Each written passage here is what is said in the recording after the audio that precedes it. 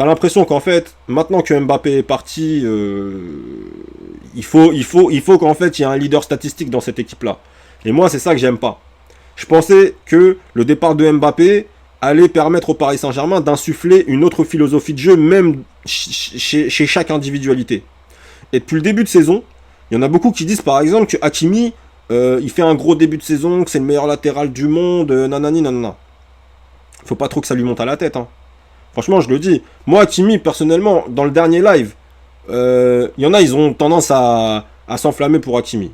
Ok, bon, c'est tout. Il y a peut-être un peu de patriotisme derrière tout ça. Voilà. Moi, c'est un joueur à qui je trouve des grosses qualités, à qui je trouve des gros défauts, qui est complet, mais pour moi, ces gros défauts posent quand même problème. Et surtout, c'est un joueur de système.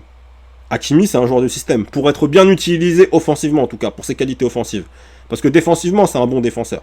Défensivement, c'est un joueur fiable, il se blesse peu.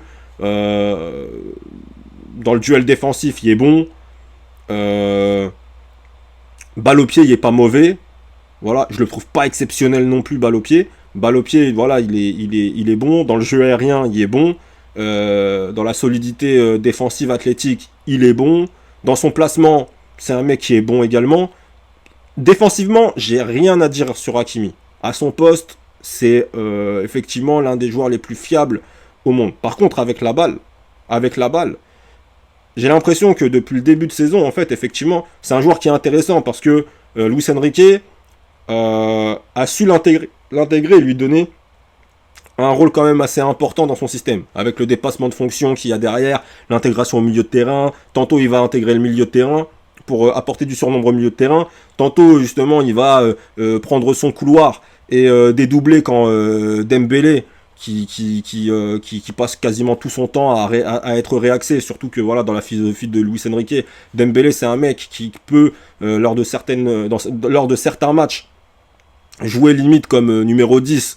Hein, ça me fait mal au cul de dire ça, mais c'est la réalité. Il y a certains matchs où effectivement il va être beaucoup plus axial. Donc en fait, Hakimi, il a quand même une certaine liberté dans son expression offensive dès lors que l'équipe a le ballon. Voilà, comme je disais, il peut intégrer le milieu de terrain pour apporter le surnombre et pour être dans la conservation de balles, proposer des solutions, tout ça.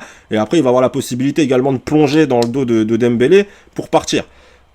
Le problème, c'est que c'est un joueur qui se crée énormément d'occasions. Depuis le début de saison, c'est un des joueurs au Paris Saint-Germain qui se crée énormément d'occasions. Mais par contre, dans l'efficacité, moi, c'est un joueur que j'attends énormément.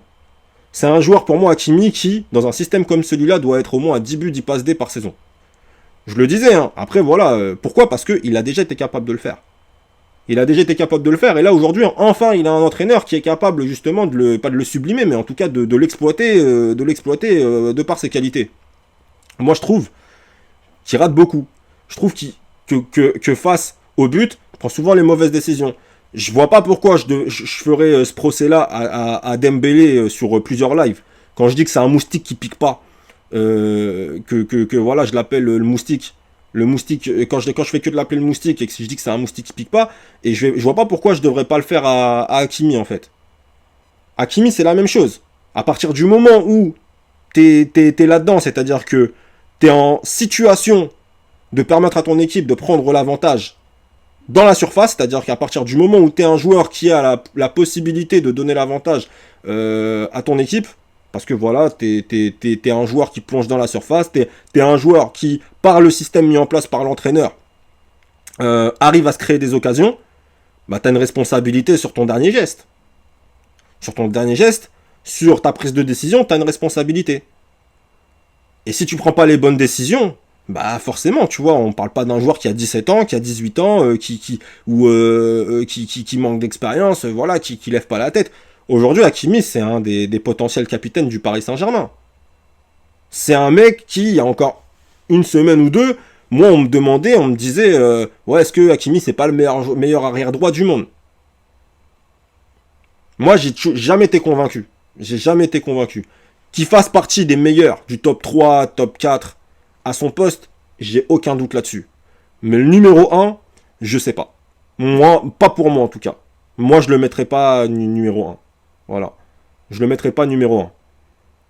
Pour moi, ça reste encore un Carvajal, même si là, il est blessé ou quoi que ce soit. Mais dans tous les cas, ce que je veux dire, c'est qu'un Carvajal, pour moi, ça reste au-dessus. Même si Carvajal, il n'a pas la fiche de stade dans Hakimi, bah, voilà, dans tous les cas, voilà, ça reste un joueur qui, je trouve, dans la prise de décision, est bon. Hakimi, je suis désolé, mais il coûte au PSG. L'occasion en la surface où je sais pas pourquoi il va frapper, là. Il va frapper alors que t'as Kanginli, t'as Fabien Ruiz. Un coup, quand c'est pas Dembélé, c'est Hakimi. Quand c'est pas Hakimi, c'est Dembélé. Bref, en fait, c'est deux mecs qui, normalement, voilà, c'est ces deux gars, en fait, qui pour moi doivent être à au moins 10 buts, 10 passes D dans la saison. Hein. C'est grave. Et quand ces mecs-là, justement, vu que c'est ces mecs-là que t'attends, dans la surface comme étant des joueurs qui vont te faire la différence et que ces mecs-là, en fait, ne sont pas au rendez-vous dans le dernier geste, bah forcément, voilà, faut pas s'étonner que face à une équipe comme l'Atlético, tu te fasses braquer en réalité. C'est même pas un braquage en plus de ça. Il n'y a pas de braquage. L'Atlético, ils ont joué comme ils savaient jouer, voilà, ils ont subi.